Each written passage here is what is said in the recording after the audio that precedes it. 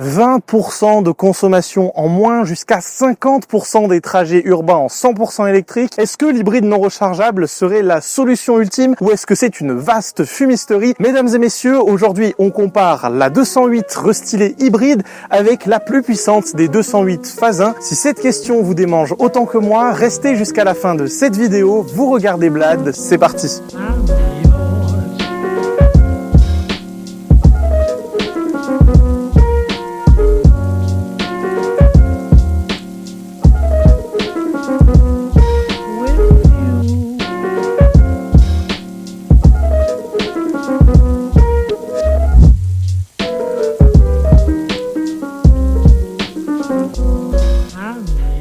Alors pour ça, je me suis dit qu'il serait intéressant de vous faire un véritable test. Prendre les deux voitures et les comparer sur des tracés identiques, mixant paysage urbain, extra-urbain, la campagne, l'autoroute, et ainsi comparer étape par étape les consommations de chaque, et ensuite la consommation globale de la voiture sur cet itinéraire d'à peu près 70 km. Alors pour ça, je laisse évidemment les voitures dans leur mode normal, pas de mode éco ici. On laisse un fond de climatisation parce qu'on est en été, il faut pas avoir chaud.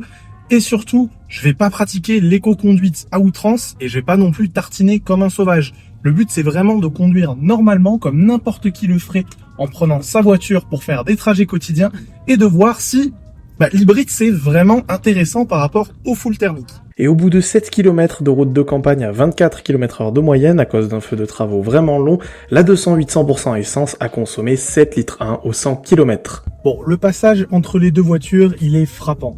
On sent bien que même si les deux sont précises et confortables, la version GT Line, elle a juste un tempérament plus sportif, avec ses 130 chevaux, avec les grandes jantes, les pneus taille basse, les suspensions raffermies, les sièges baquets, entre guillemets, un petit peu plus fermes aussi. On sent vraiment que si on y avait rajouté une petite poignée de chevaux en plus, on aurait pu en tirer peut-être une 208 GTI en poussant un petit peu plus loin tous ces petits critères. Mais pour le reste, cette 208 en version hybride, elle impressionne vraiment par son confort, digne de la catégorie supérieure. Pneus plus épais, jantes plus petites, sièges plus souples, tempérament moins sportif. Et puis là, le silence de l'électrique.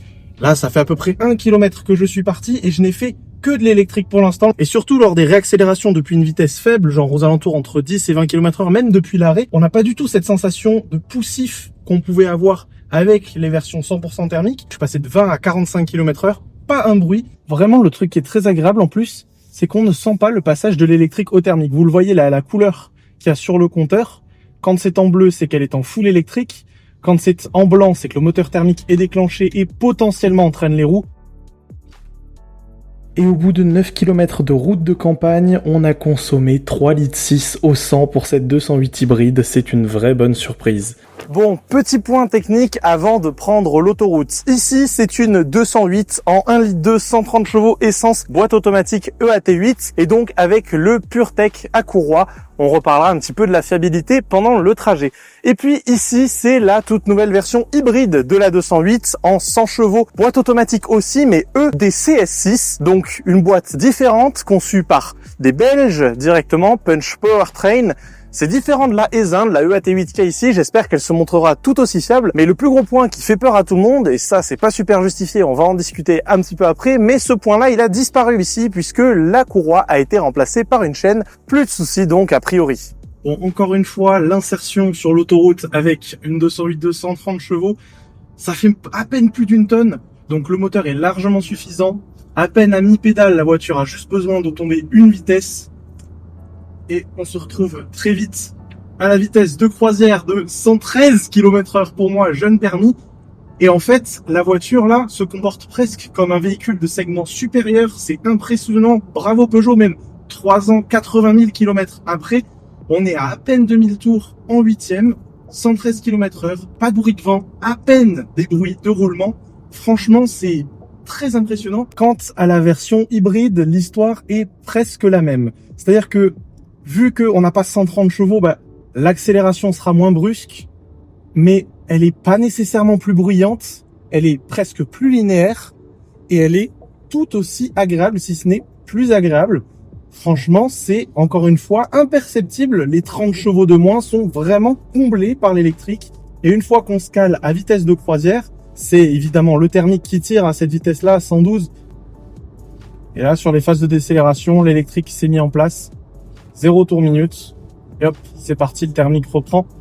Et une fois la phase d'autoroute terminée, on s'arrête et il est temps de regarder ce qu'a consommé cette 208 hybride. Et c'est rien du tout, 4,8 litres au 100 sur autoroute, alors que son homologue essence avait consommé 5 litres 2 au 100. Mais là, ça devient sérieux puisque nous sortons de la rocade pour quelques kilomètres en ville, terrain détesté de cette 208 essence. En effet, les consommations se seraient envolées à presque 10 litres au 100 si jamais ça n'avait pas été un plein mois d'août où il n'y avait pas un chat. C'est juste faramineux. On se console toujours avec ce confort remarquable sur les dodanes et les nombreuses irrégularités nid de poule et bouche d'égout, mais franchement c'est une folie de consommer autant. En fait le 1 litre 230 il est vraiment fait pour faire de la route, c'est là qu'il consomme le moins et c'est aussi sur les grands trajets qu'il est le plus fiable, puisque la courroie ne se désagrège que si les petits trajets rythment la vie de l'auto.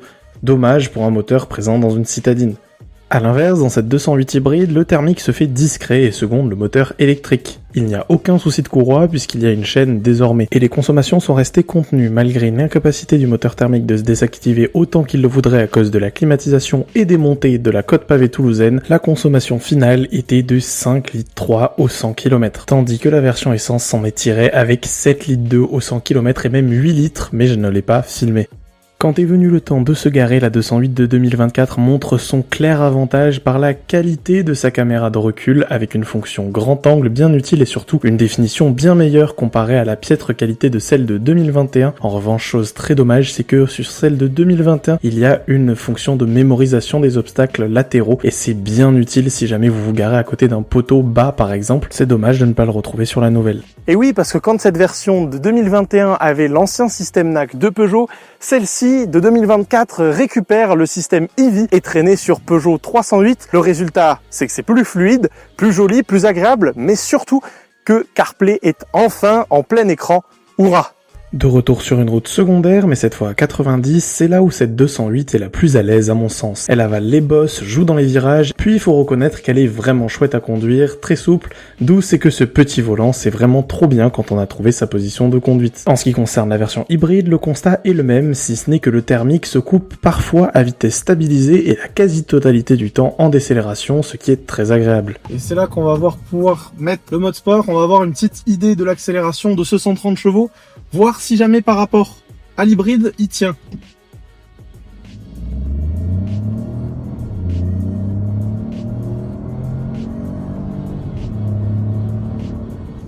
Donc on est sur à peu près 7 secondes pour arriver à 80 km/h et on a des reprises qui sont largement suffisantes. Allez, on va regarder un petit peu l'accélération de cette version hybride.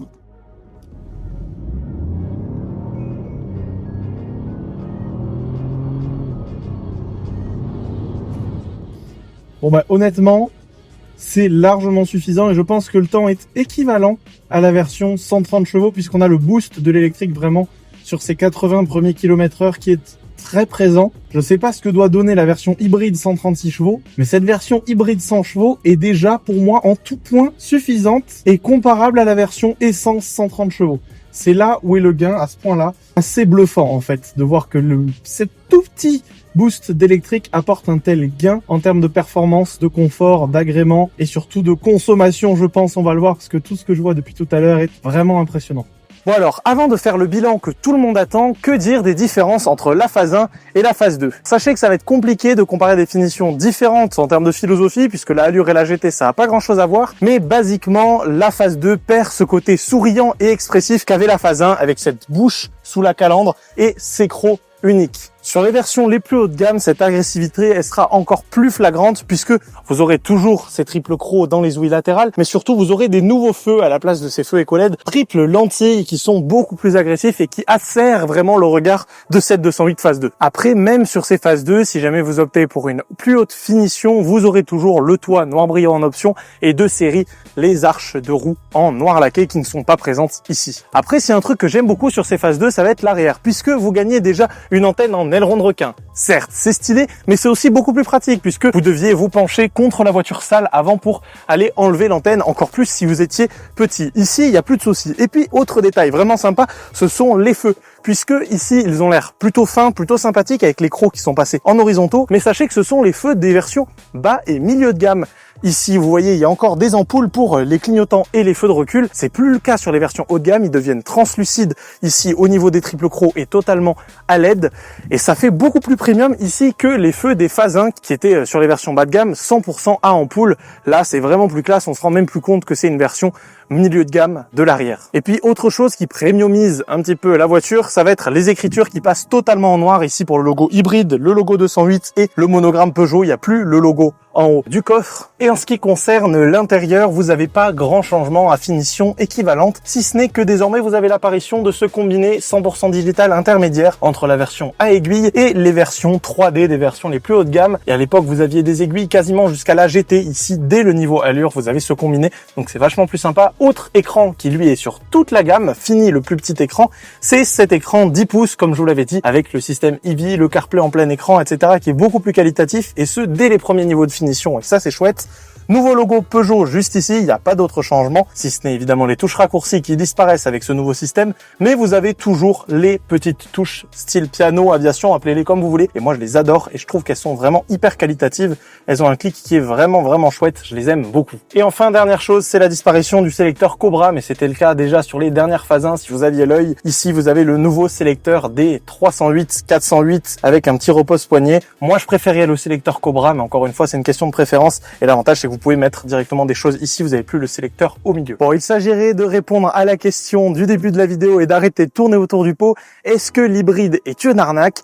Allez, on se met un petit peu sérieux, on se met en mode statistique et on regarde ça. En ce qui concerne la 208 essence, sur les 9 km de route de campagne, elle a fait 7 litres 1 au 100 km, tandis que la version hybride a fait 3 litres 6. Sur les 10 km d'autoroute, on a eu 5 litres 2 pour la version essence et 4 litres 8 pour la version hybride. Tandis que pour les 10 km de ville, on était à 7 litres 2 pour la version essence et 5 litres 3 pour la version hybride. Et enfin, sur les 35 km d'axe secondaire, on a eu 6 litres 2 pour la version essence et 5 litres 7 pour la version hybride. La moyenne donc pour la version essence, c'est 6 litres 5 au 100 consommé contre 4 litres 8 au 100 pour la version hybride. Et donc si on fait un petit peu de maths, ça nous donne 26,1% de baisse sur la version hybride, soit 6% de plus que les 20% annoncés. Bravo Peugeot, la promesse est tenue. Bon alors, le résultat là, il est sans appel. C'est sûr que si jamais vous avez un usage exclusivement urbain ou périurbain, cette version hybride vaut largement le coup par rapport à la version thermique. Mais ce qui est sûr aussi, c'est que cet essai nous a permis de confirmer à quel point la 208 est une excellente voiture